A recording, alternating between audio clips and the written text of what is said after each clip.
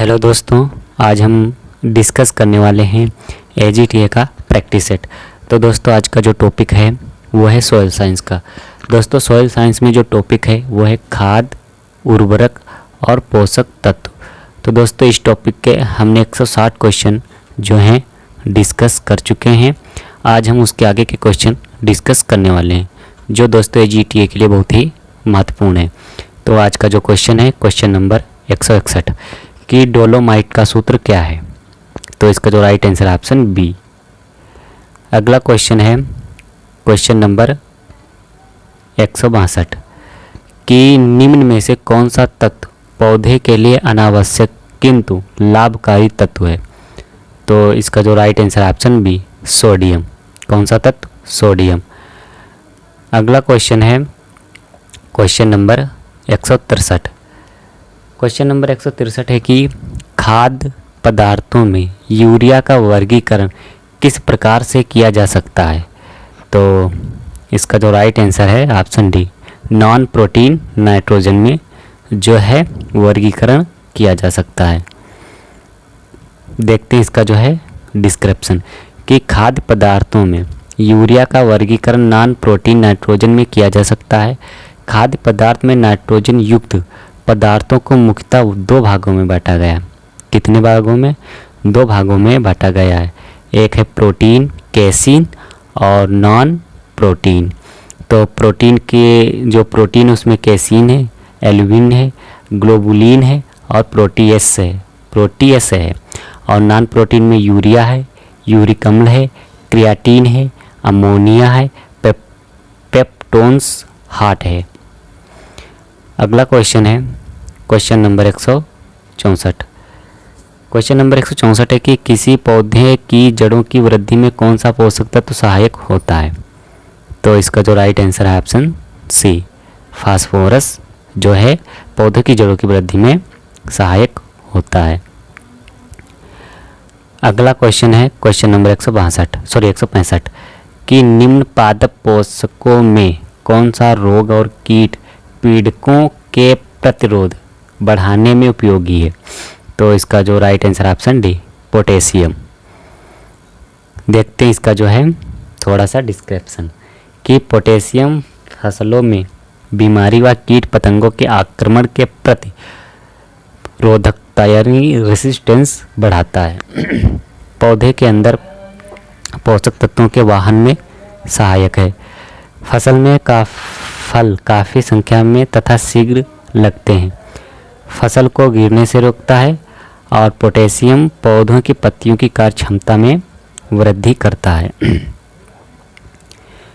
अगला क्वेश्चन है question number 166 कि निम्न में से कौन सा म्यूरेट ऑफ पोटास कहलाता है।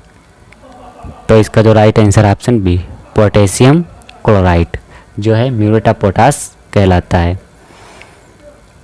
अगला क्वेश्चन है क्वेश्चन नंबर 167। क्वेश्चन नंबर 167 है कि फास्फोरस कमी के लक्षण सबसे पहले प्रकट होते हैं। तो किस पर होते हैं? पुरानी पत्तियों पर फास्फोरस के सबसे पहले लक्षण देखने को मिलते हैं।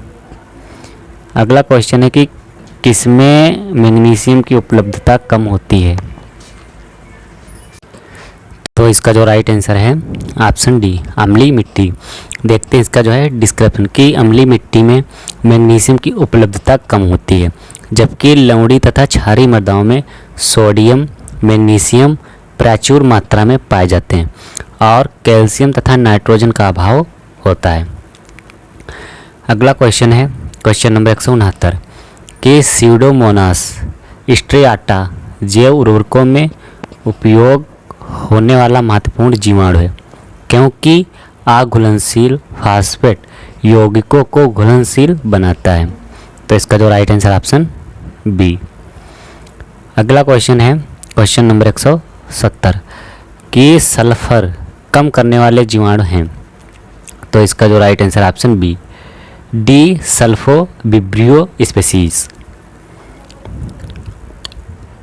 अगला क्वेश्चन है क्वेश्चन नंबर 171 कि धान की फसल में नाइट्रोजन प्राप्त करती है किस रूप में। तो इसका जो राइट आंसर है ऑप्शन सी, NH4 के रूप में। किसमें? अमोनिया के रूप में। अगला क्वेश्चन है क्वेश्चन नंबर 172 कि खीरा में रुद्र विकास और पत्तियों का घटना किसकी कमी से होता है। तो देखते हैं इसके जो है ऑप्शन। तो इसका जो राइट आंसर है ऑप्शन बी, किसकी, फास्फोरस की कमी से। अगला क्वेश्चन है क्वेश्चन नंबर 173 कि नाइट्रोजन की कमी के लक्षण सबसे पहले प्रकट होते हैं पौधे के किस भाग पर। तो इसका जो राइट आंसर ऑप्शन है निचले पत्तियों पर। देखते हैं इसका जो है डिस्क्रिप्शन कि नाइट्रोजन की कमी का लक्षण पुरानी पत्तियों पर दिखता है। स्पष्ट रूप से पुरानी पत्तियां निचले पत्ते ही होते हैं। नाइट्रोजन की कमी होने पर पौधे हल्के हरे रंग या हल्के पीले रंग के होकर बौने रह जाते हैं। अगला क्वेश्चन है क्वेश्चन नंबर 174 कि मृदाओं में जैविक कार्बन और जैविक पदार्थ का अनुपात क्या होता है। तो इसका जो राइट आंसर है ऑप्शन ए, 1 अनुपात से 1.7 अनुपात। अगला क्वेश्चन है क्वेश्चन नंबर 175 कि चावल में नाइट्रोजन उर्वरक उपयोग क्षमता बढ़ाई जा सकती है किसके उपयोग से। तो इसका जो राइट आंसर है option b, sulphur coated urea और यूरिया सुपर कणिकाओं के उपयोग से। देखते हैं इसका जो है डिस्क्रिप्शन कि सल्फर रेपित यूरिया में नाइट्रोजन 36% और सल्फर जो है 12 से 22% पाया जाता है। अगला क्वेश्चन है क्वेश्चन नंबर 176 कि गैस के रूप में नाइट्रोजन की क्षति को क्या कहा जाता है। तो इसका जो right answer option c, denitrification कहते हैं कि डीनाइट्रिफिकेशन में कुछ जीवाणु जो भूमि में उपस्थित होते हैं जो मृदा में उपस्थित नाइट्राइट तथा नाइट्रेट लवणों को मुक्त नाइट्रोजन गैस में बदल देते हैं। अगला क्वेश्चन है क्वेश्चन नंबर 177 कि रोमथियों के आहार में नाइट्रोजन सल्फर का अनुपात कितना रखा जाता है। तो इसका जो राइट आंसर ऑप्शन डी, 8:1 जो है रखा जाता है। अगला क्वेश्चन है कि तराई मृदाओं में सामान्यतः किसकी कमी होती है। तो इसका जो राइट आंसर है ऑप्शन सी, जिंक की कमी होती है। किसकी, जिंक की कमी होती है। देखते हैं इसका जो है डिस्क्रिप्शन, काफ़ी मोस्ट इम्पोर्टेंट है कि तराई मृदा उत्तर प्रदेश में सहारनपुर, बिजनौर, रामपुर, पीलीभीत, लखीमपुर, बहराइच, गोंडा, बस्ती, गोरखपुर में पाई जाती है। इन मृदाओं में नमी व जीवांश पदार्थ की अधिकता पाई जाती है और कैल्शियम, पोटेशियम, नाइट्रोजन भी उचित मात्रा में पाई जाती है, जबकि इसमें जिंक का अभाव होता है। अगला क्वेश्चन है कि किस प्रकार के उर्वरक की पूर्ति के लिए भारत आयात पर निर्भर करता है। तो इसका जो right answer option c, potassic उर्वरक पर। अगला क्वेश्चन है क्वेश्चन नंबर 180 कि 1 किलोग्राम नाइट्रोजन निम्न के तुल्यांक है। तो इसका जो राइट आंसर ऑप्शन है 2.17 किलोग्राम यूरिया के तुल्यांक है। अगला क्वेश्चन है, देखते हैं इसका जो है डिस्क्रिप्शन, देखते हैं काफ़ी मोस्ट है कि यूरिया में 46% नाइट्रोजन पाया जाता है, अतः 1 किलोग्राम नाइट्रोजन 2.173 यानी कि 2.173 यूरिया के तुल्यांक है। अगला क्वेश्चन है क्वेश्चन नंबर 181 कि भारतवर्ष में उर्वरक का औसत उपयोग क्या है। तो इसका जो राइट आंसर ऑप्शन है 96 किलोग्राम प्रति हेक्टेयर। अगला क्वेश्चन है क्वेश्चन नंबर 182 कि मक्का की फसल में 60 किलोग्राम नाइट्रोजन प्रति हेक्टेयर फास्फोरस देने के लिए कितनी सिंगल सुपर फास्फेट की आवश्यकता होगी। तो इसका जो right answer option c, 375 kilogram प्रति हेक्टेयर। अगला क्वेश्चन है क्वेश्चन नंबर 183 क्वेश्चन है कि मूंग के बाद धान की रोपित फसल में नाइट्रोजन की कितनी मात्रा बचाई जा सकती है। तो इसका जो राइट आंसर ऑप्शन है 20 से 25 किलोग्राम जो है नाइट्रोजन की मात्रा को हम बचा सकते हैं। देखते हैं इसका जो है डिस्क्रिप्शन कि मूंग के बाद धान की रोपित फसल में 15 से 20 किलोग्राम नाइट्रोजन की मात्रा बचाई जा सकती है। इसी प्रकार हरी खाद सनई अथवा ढैंचा से लगभग 40 से 60 किलोग्राम नाइट्रोजन की प्रति हेक्टेयर बचत होती है। अगला क्वेश्चन है क्वेश्चन नंबर 184 कि कंपोस्ट है तो कैसी है मोटा खाद। देखते हैं इसका जो है डिस्क्रिप्शन कि मोटा खाद बल्कि मैन्यूर वे खाद जिनमें पोषक तत्व कम मात्रा में पाए जाते हैं, जैसे FYM, कंपोस्ट और टाउन रेग्यूस और हरी खाद। अगला क्वेश्चन है क्वेश्चन नंबर 185 कि पौधों की पत्तियों में ऊतक क्षय कमी के कारण होता है, किसके कमी के कारण होता है। तो इसका जो right answer option b, magnesium की कमी के कारण होता है।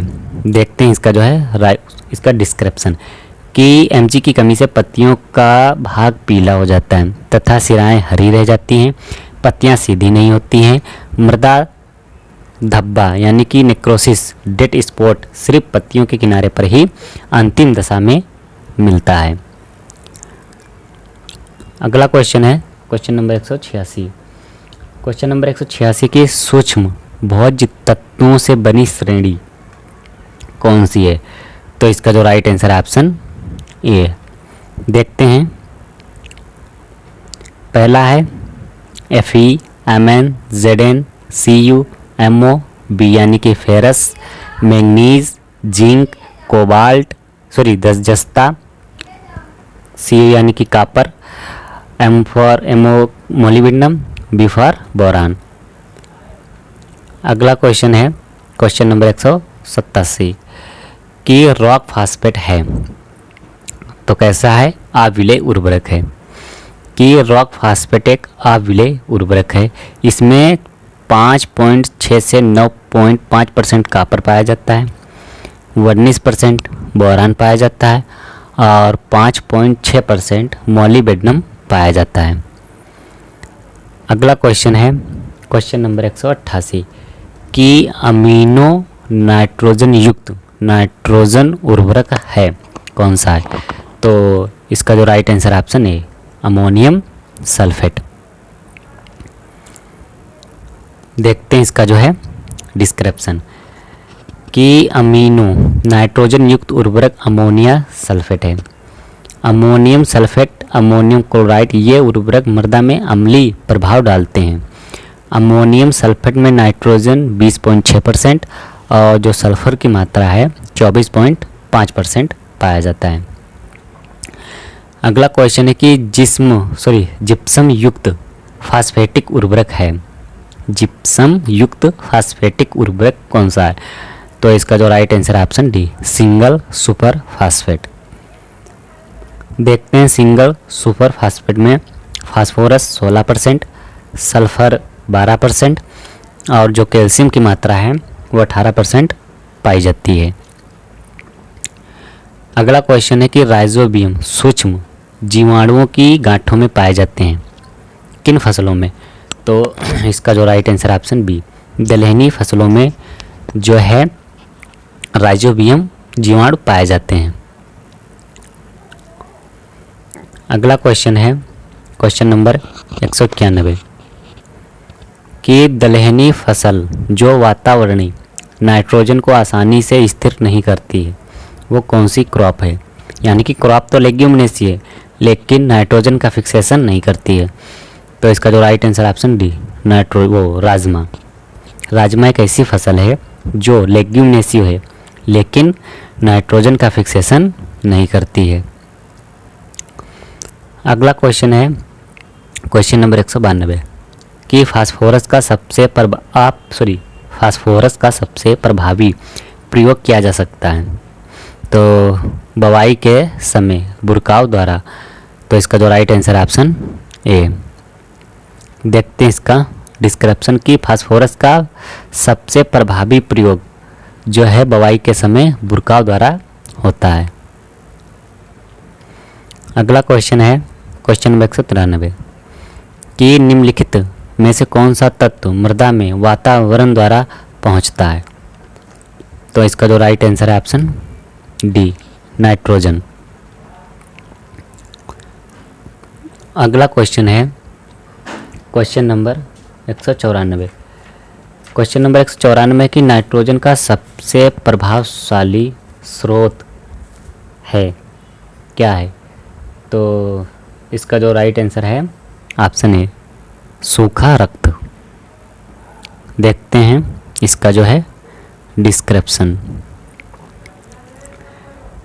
कि दिए गए विकल्प में सर्वाधिक नाइट्रोजन परसेंटेज जो है 10 से 12% किस में पाया जाता है? सूखा में पाया जाता है, यानी कि सूखा रक्त में नाइट्रोजन 10 से 12% पाया जाता है। वही कच्ची हड्डी का चूरा जिसमें 3 से 4%, मछली खाद में 4 से 10% नाइट्रोजन और सूखा शोधित स्लज में 4 से 7% नाइट्रोजन पाया जाता है। अगला क्वेश्चन है क्वेश्चन नंबर 195 कि कार्बन पादप वृद्धि के लिए एक अनिवार्य तत्व है, पौधे इसे प्राप्त करते हैं किससे? तो इसका जो राइट आंसर ऑप्शन सी, हवा से प्राप्त करते हैं कि कार्बन, हाइड्रोजन, ऑक्सीजन पौधे हवा द्वारा तथा पानी से प्राप्त करते हैं। अगला क्वेश्चन है क्वेश्चन नंबर 196 कि दलहनी फसलों में बीज शोधन किया जाता है। तो इसका जो राइट आंसर है ऑप्शन बी, राइजोबियम से। किससे किया जाता है? राइजोबियम से किया जाता है। देखते हैं कि दलहनी फसलों का बीज शोधन राइजोबियम कल्चर से करते हैं। अलग अलग फसलों हेतु अलग अलग राइजोबियम कल्चर आता है। 10 किलोग्राम बीज हेतु 250 ग्राम राइजोबियम कल्चर पैकेट एक आता है, यानी कि एक पैकेट राइजोबियम का 10 किलो बीज हम उससे उपचारित कर सकते हैं। अगला क्वेश्चन है क्वेश्चन नंबर 197। क्वेश्चन है कि हरी खाद के लिए उपयुक्त फसल। तो इसका जो राइट आंसर ऑप्शन बी, द्विबीजपत्री यानी कि द्विदाली। देखते हैं इसका जो डिस्क्रिप्शन है कि हरी खाद के लिए द्विबीजपत्री दलहनी फसलों का प्रयोग करते हैं। हरी खाद के रूप में मुख्य रूप से सनई, ढैंचा, मूंग, उड़द, ज्वार,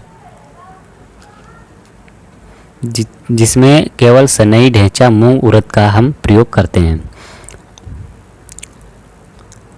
अगला क्वेश्चन है क्वेश्चन नंबर 198, कंपोस्ट किसे कहते हैं? तो कार्बनिक पदार्थ को हम कंपोस्ट कहते हैं। तो इसका जो राइट आंसर ऑप्शन है, कार्बनिक पदार्थ को कंपोस्ट कहते हैं। अगला क्वेश्चन है क्वेश्चन नंबर 199 कि निम्नलिखित में से कौन सा पौधे के लिए आवश्यक मुख्य तत्व नहीं है? तो इसका जो राइट आंसर है ऑप्शन ए, कार्बन। कार्बन पौधों के लिए आवश्यक तत्व नहीं है। देखते हैं पौधों के लिए आवश्यक तत्व, carbon, hydrogen, oxygen, nitrogen, phosphorus, potash, calcium, magnesium और सल्फर, फेरस, मैंगनीज, कोबाल्ट और मोलिब्डेनम, बोरान, जिंक, क्लोरीन और निकिल। पौधों के लिए लाभदायक पोषक तत्व बेनिफिशियल न्यूट्रेंट कौन कौन से हैं? पहला है vanadium, silicon, cobalt, iron, sodium. अगला क्वेश्चन है क्वेश्चन नंबर 200।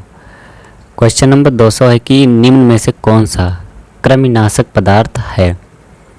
तो इसका जो राइट आंसर है ऑप्शन बी, कॉपर सल्फेट।